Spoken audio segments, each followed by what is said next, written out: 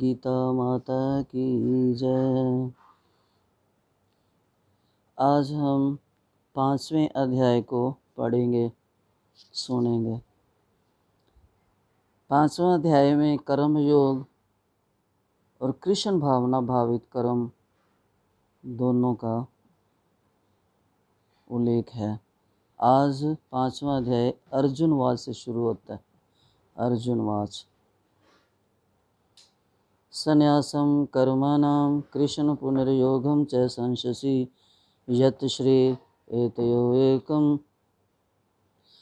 तत्मे ब्रूहि सुनिश्चितम्। अर्जुन ने कहा, हे कृष्ण, पहले आप मुझसे कर्म त्यागने के लिए कहते हैं और फिर भक्ति पूर्वक कर्म करने का आदेश देते हैं। क्या आप अब कृपा करके निश्चित रूप से मुझे बताएंगे कि इन दोनों में से कौन अधिक लाभप्रद है, कौन सा कर्म मैं करूं? तात्पर्य है कि इस भगवत गीता के इस 5वें अध्याय में भगवान बताते हैं कि भक्ति पूर्वक किया गया कर्म शुष्क चिंतन से श्रेष्ठ है। भक्ति पथ अधिक सुगम है क्योंकि दिव्य स्वरूपा भक्ति मनुष्य को कर्म बंधन से मुक्त करती है। द्वितीय अध्याय में आत्मा तथा उसके शरीर बंधन का सामान्य ज्ञान बतलाया गया था। उसी में बुद्धि योग अर्थात भक्ति द्वारा इस भौतिक बंधन से निकलने का भी वर्णन हुआ है। तृतीय अध्याय में ये बताया गया कि ज्ञानी को कोई कार्य नहीं करने पड़ते। चतुर्थ अध्याय में भगवान ने अर्जुन को बताया है कि सारे यज्ञों का पर्यवसान ज्ञान में होता है, किंतु चतुर्थ अध्याय के अंत में भगवान ने अर्जुन को सलाह दी कि वह पूर्ण ज्ञान से युक्त होकर उठ करके युद्ध करे। इस प्रकार एक ही साथ भक्ति में कर्म तथा ज्ञान युक्त अकर्म की महत्ता पर बल देते हुए श्री कृष्ण ने अर्जुन के संकल्प को भ्रमित कर दिया। अर्जुन ये समझता है कि ज्ञान में संन्यास का अर्थ है इंद्रिय कार्यों के रूप में समस्त प्रकार के कार्यकलापों का परित्याग, किंतु यदि भक्ति योग में कोई कर्म करता है तो फिर कर्म का किस तरह त्याग हुआ। दूसरे शब्दों में वह ये सोचता है कि ज्ञानमय संन्यास को सभी प्रकार के कार्यों से मुक्त होना चाहिए, क्योंकि उसे कर्म तथा ज्ञान असंगत से लगते हैं।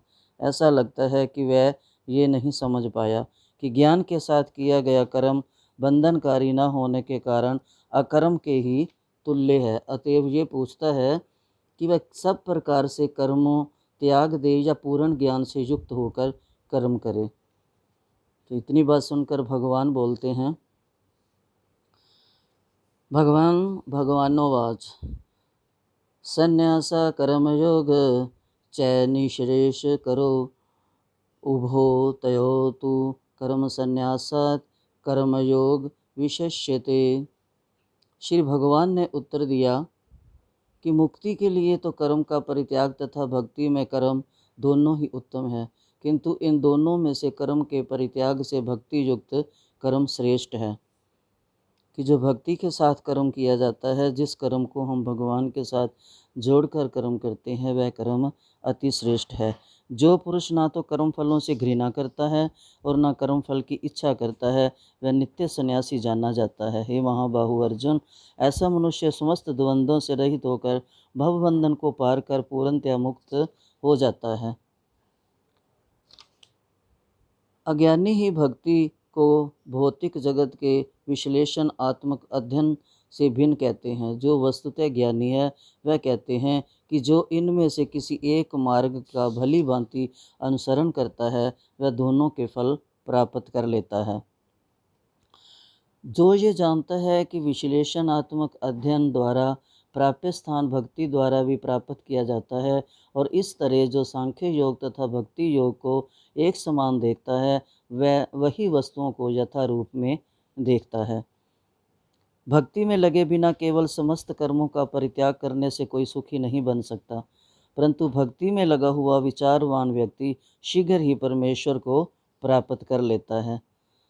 सन्यासी भी दो तरह के होते हैं। इसका तात्पर्य है कि मायावादी सन्यासी सांख्य दर्शन के अध्ययन में लगे रहते हैं तथा वैष्णव सन्यासी वेदांत सूत्रों के यथार्थ भाष्य भागवत दर्शन के अध्ययन में लगे रहते हैं। जो भक्ति भाव से कर्म करते हैं वह जो विशुद्ध आत्मा है और अपने मन तथा इंद्रियों को वश में रखता है, वह सबों को प्रिय होता है और सभी लोग उसे प्रिय होते हैं। ऐसा व्यक्ति कर्म करता हुआ भी कभी नहीं बंधता। दिव्य भावना अमृत युक्त पुरुष देखते, सुनते, स्पर्श करते, सूंघते, खाते, चलते फिरते, सोते तथा श्वास लेते हुए भी अपने अंतर में सदैव यही जानते रहते हैं कि वास्तव में वह कुछ भी नहीं करते। बोलते, त्यागते, ग्रहण करते, आंखें खोलते, बंद करते हुए भी वह ये जानता रहता है कि भौतिक इंद्रियां अपने अपने विषयों में पर्वत हैं और वह इन सब से पृथक हैं।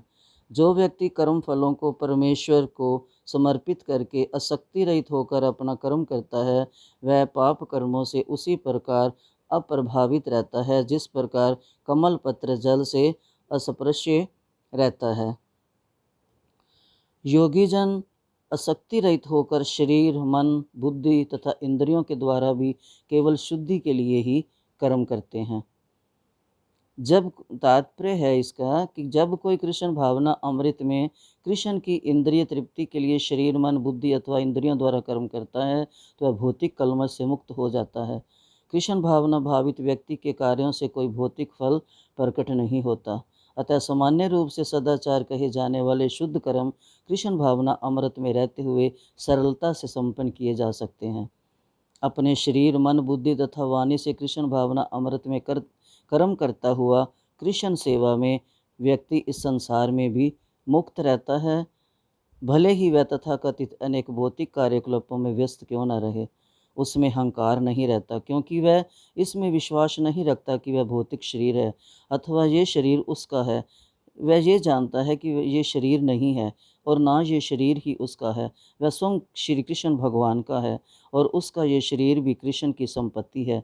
जब वह शरीर, मन, बुद्धि, वाणी, जीवन, संपत्ति आदि से उत्पन्न प्रत्येक वस्तु को जो भी उसके अधिकार में है कृष्ण सेवा में लगाता है तो वह तुरंत कृष्ण से जुड़ जाता है। वह कृष्ण से एक रूप हो जाता है और उस अहंकार से रहित होता है जिसके कारण मनुष्य सोचता है कि मैं शरीर हूँ। यही कृष्ण भावना अमृत की पूर्ण अवस्था है। निश्चल भक्त शुद्ध शांति प्राप्त करता है क्योंकि वह समस्त कर्म फल मुझे अर्पित कर देता है। हे अर्जुन, किंतु जो व्यक्ति भगवान से युक्त नहीं है और जो अपने श्रम का फल कामी है वह बंध जाता है। जब देहधारी जीव आत्मा अपनी प्रकृति को वश में कर लेता है तो मन में समस्त कर्मों का परित्याग कर देता है। तब वह 9 द्वारों वाले भौतिक शरीर में बिना कुछ किए कराए सुखपूर्वक रहता है। इसका तात्पर्य है कि देहधारी जीव आत्मा 9 द्वारों वाले नगर में वास करता है। शरीर अथवा नगर रूपी शरीर के कार्य प्राकृतिक गुणों द्वारा स्वतः संपन्न होते हैं। शरीर की परिस्थितियों के अनुसार रहते हुए भी जीव इच्छा अनुसार इन परिस्थितियों के परे भी हो सकता है। अपनी परा प्रकृति को विस्मृत करने की ही कारण वह अपने को शरीर समझ बैठता है और इसलिए कष्ट पाता है। कृष्ण भावना अमृत के द्वारा वह अपनी वास्तविक स्थिति को पुनः प्राप्त कर सकता है और इस देह बंधन से मुक्त हो सकता है। अतः ज्यों ही कोई कृष्ण भावना अमृत को प्राप्त होता है तुरंत ही वह शारीरिक कार्यों से सर्वथा विलग हो जाता है। ऐसे संयमित जीवन में जिसमें उसकी कार्य प्रणाली में परिवर्तन आ जाता है वह 9 द्वारों वाले नगर में सुखपूर्वक निवास करता है। ये 9 द्वार इस प्रकार हैं। जीव के शरीर के भीतर वास करने वाले भगवान ब्रह्मांड के समस्त जीवों के नियंता हैं। ये शरीर 9 द्वारे, 2 आँखें, 2 नथने, 2 कान, 1 मुँह, गुदा, उपस्थ से युक्त है। वृद्ध अवस्था में जीव अपने आप को शरीर मानता है, किंतु जब वह अपनी पहचान अपने भीतर के भगवान से करता है तो वह शरीर में रहते हुए भी भगवान की भांति मुक्त हो जाता है। अतः कृष्ण भावना भावित व्यक्ति शरीर के बाह्य तथा आंतरिक दोनों कर्मों से मुक्त रहता है। शरीर रूपी नगर का स्वामी देहधारी जीव आत्मा ना तो कर्म का सर्जन करता है, ना लोगों को कर्म करने के लिए प्रेरित करता है, ना ही कर्म फल की रचना करता है। यह सब तो प्रकृति के गुणों द्वारा ही किया जाता है।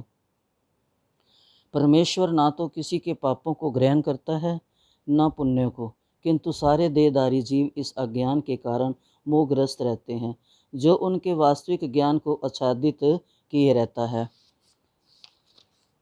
किंतु जब कोई उस ज्ञान के प्रबुद्ध होता है जिससे अविद्या का विनाश होता है, तो उसके ज्ञान से सब कुछ उसी तरह प्रकट हो जाता है जैसे दिन में सूर्य से सारी वस्तुएं प्रकाशित हो जाती हैं।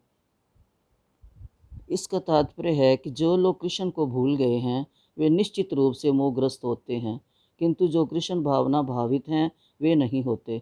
भगवत गीता में कहा गया है, सर्व ज्ञान पल वेन ज्ञान अग्नि सर्व कर्माणि तथा ना ही ज्ञानेन सदर्शम। ज्ञान सदैव सम्माननीय है और वह ज्ञान क्या है? श्री कृष्ण के प्रति आत्मसमर्पण करने पर ही पूर्ण ज्ञान प्राप्त होता है। जैसा कि गीता में कहा गया है, बहु नाम जन्म नामंते ज्ञान वानमाम प्रपद्यते। अनेकानेक जन्म बीत जाने पर ही पूर्ण ज्ञान प्राप्त करके मनुष्य कृष्ण की शरण में जाता है, अथवा जब उसे कृष्ण भावना अमृत प्राप्त होता है तो उसे सब कुछ प्रकट होने लगता है। जिस प्रकार सूर्य उदय होने पर सारी वस्तुएं दिखने लगती हैं, अंधकार मिट जाता है। जीव नाना प्रकार से मोहग्रस्त होता है। जब वह अपने को ईश्वर मानने लगता है तो अविद्या के पाश में जा गिरता है। यदि जीव ईश्वर है तो वह अविद्या से कैसे मोहग्रस्त हो सकता है? क्या ईश्वर अविद्या से मोहग्रस्त होता है?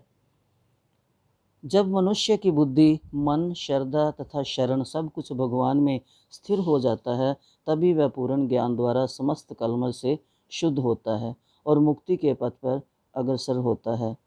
विनम्र साधु पुरुष अपने वास्तविक ज्ञान के कारण एक विद्वान तथा विनीत ब्राह्मण, गाय, हाथी, कुत्ता तथा चंडाल को समान दृष्टि समभाव से देखते हैं।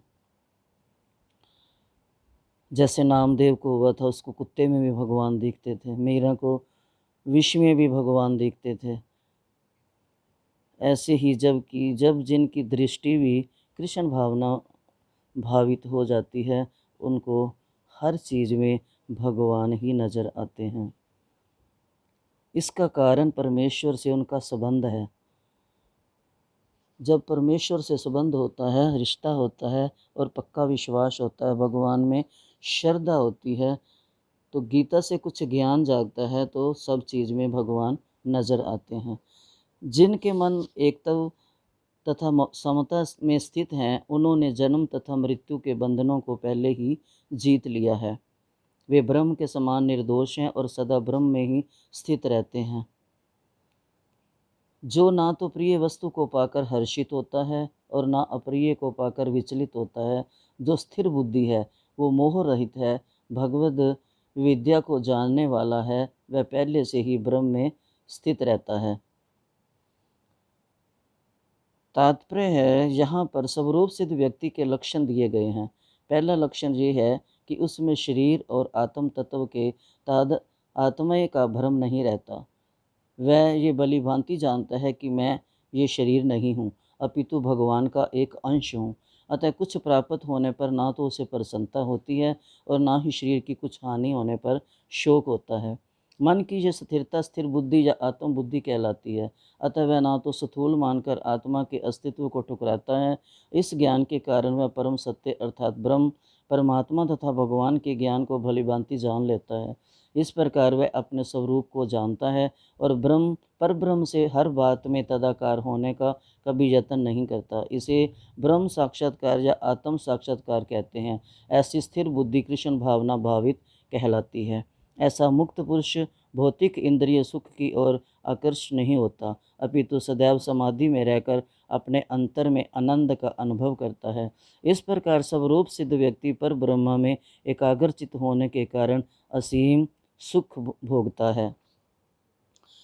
बुद्धिमान मनुष्य दुख के कारणों में भाग नहीं लेता, जो कि भौतिक इंद्रियों के संसर्ग से उत्पन्न होते हैं। हे कुंती पुत्र, ऐसे भोगों का आदि तथा अंत होता है, अतः चतुर व्यक्ति उनमें आनंद नहीं लेता।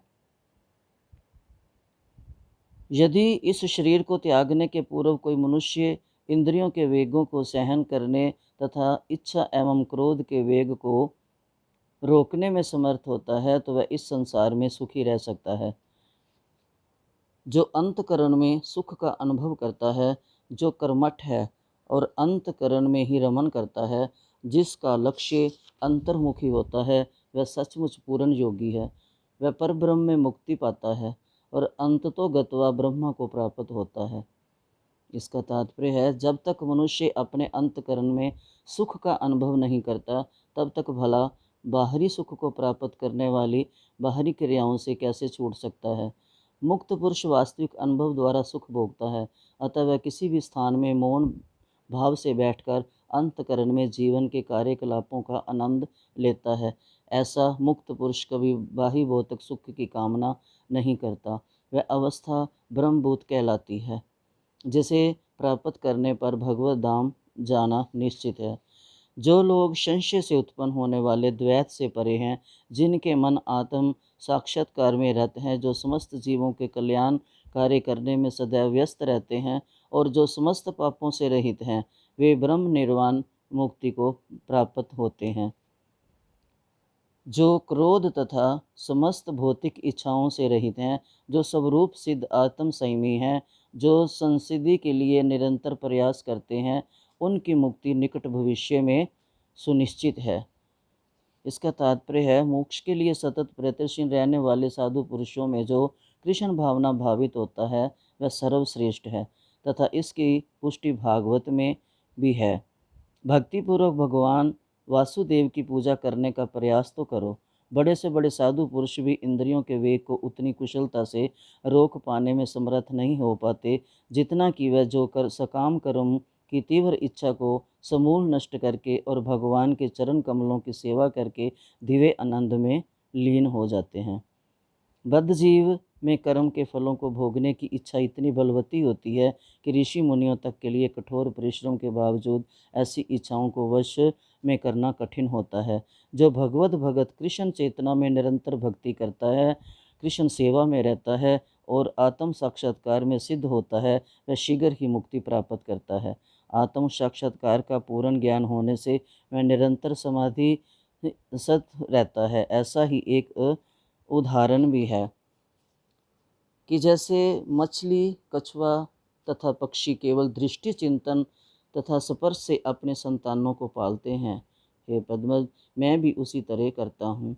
मछली अपने बच्चों को केवल देखकर बड़ा करती है, कछुआ केवल चिंतन द्वारा अपने बच्चों को पालता है। कछुआ अपने अंडे स्थल में देता है और स्वयं जल में रहने के कारण निरंतर अंडों का चिंतन करता रहता है। इस प्रकार भगवत भगत भगवत धाम से दूर स्थित रहकर भी भगवान का चिंतन करके कृष्ण भावना अमृत द्वारा उनके धाम में पहुंच सकते हैं। उसे भौतिक क्लेशों का अनुभव नहीं होता। ये जीवन अवस्था ब्रह्म निर्वाण अर्थात भगवान में निरंतर लीन रहने के कारण भौतिक कष्टों का अभाव कहलाती है। हे अर्जुन, समस्त इंद्रिय विषयों को बाहर करके दृष्टि को भौहों के मध्य में केंद्रित करके प्राण तथा अपान वायु को नथुनों के भीतर रोककर और इस तरह मन इंद्रियों तथा बुद्धि को वश में करके जो मोक्ष को लक्ष्य बनाता है, वह योगी इच्छा भय तथा क्रोध से रहित हो जाता है। जो निरंतर इस अवस्था में रहता है, वह अवश्य ही मुक्त होता है। इसका तात्पर्य है कि कृष्ण भावना अमृत में रत होने पर मनुष्य तुरंत ही अपने आध्यात्मिक स्वरूप को जान लेता है, जिसके पश्चात भक्ति के द्वारा वह परमेश्वर को समझता है। जब मनुष्य भक्ति करता है तो वह दिव्य स्थिति को प्राप्त होता है और अपने कर्म क्षेत्र में भगवान की उपस्थिति का अनुभव करने योग्य हो जाता है। ये विशेष स्थिति मुक्ति कहलाती है। मुझे समस्त यज्ञों तथा तपस्याओं का परम भोक्ता, समस्त लोकों तथा देवताओं का परमेश्वर एवं समस्त जीवों का उपकारी एवं हितैषी जानकर मेरे भावना अमृत से पूर्ण पुरुष भौतिक दुखों से शांति लाभ पाते हैं। इसका तात्पर्य है, माया के वशीभूत सारे बद्धजीव इस संसार में शांति प्राप्त करने के लिए उत्सुक रहते हैं, किंतु भगवत गीता के इस अंश में वर्णित शांति के सूत्र को वो नहीं जानते। शांति का सबसे बड़ा सूत्र यही है कि भगवान श्री कृष्ण समस्त मानवीय कर्मों के भोक्ता हैं। मनुष्य को चाहिए कि प्रत्येक वस्तु भगवान की दिव्य सेवा में अर्पित कर दे, क्योंकि वे ही समस्त लोकों तथा उनमें रहने वाले देवताओं के स्वामी हैं। उनसे बड़ा कोई नहीं है। वे बड़े से बड़े देवता शिव तथा ब्रह्मा से भी महान हैं।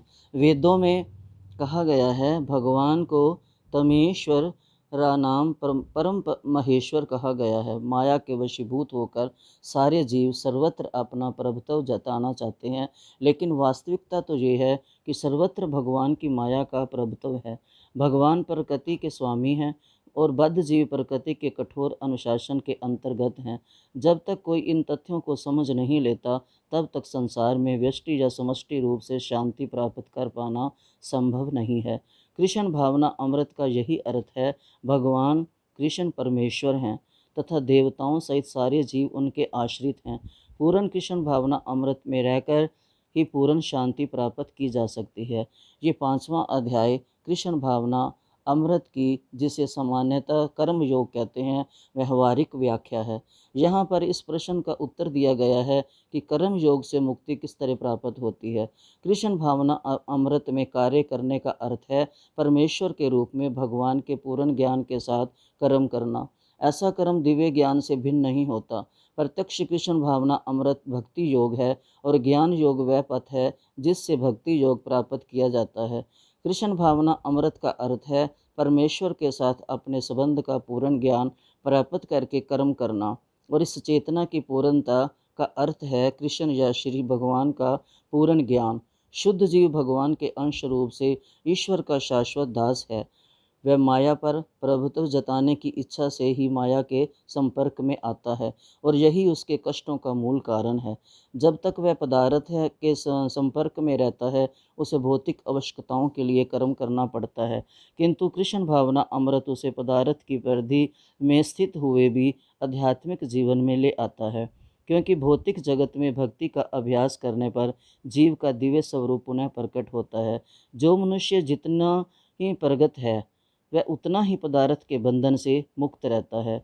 भगवान किसी का पक्षपात नहीं करते। ये तो कृष्ण भावना अमृत के लिए व्यक्तिगत व्यवहारिक कर्तव्य पालन पर निर्भर करता है, जिससे मनुष्य इंद्रियों पर निरंतर प्राप्त करके इच्छा तथा क्रोध के प्रभाव को जीत लेता है, और जो कोई उपर्युक्त कामेच्छाओं को वश में करके कृष्ण भावना अमृत में दृढ़ रहता है, वह ब्रह्म निर्वाण का दिव्य अवस्था को प्राप्त होता है।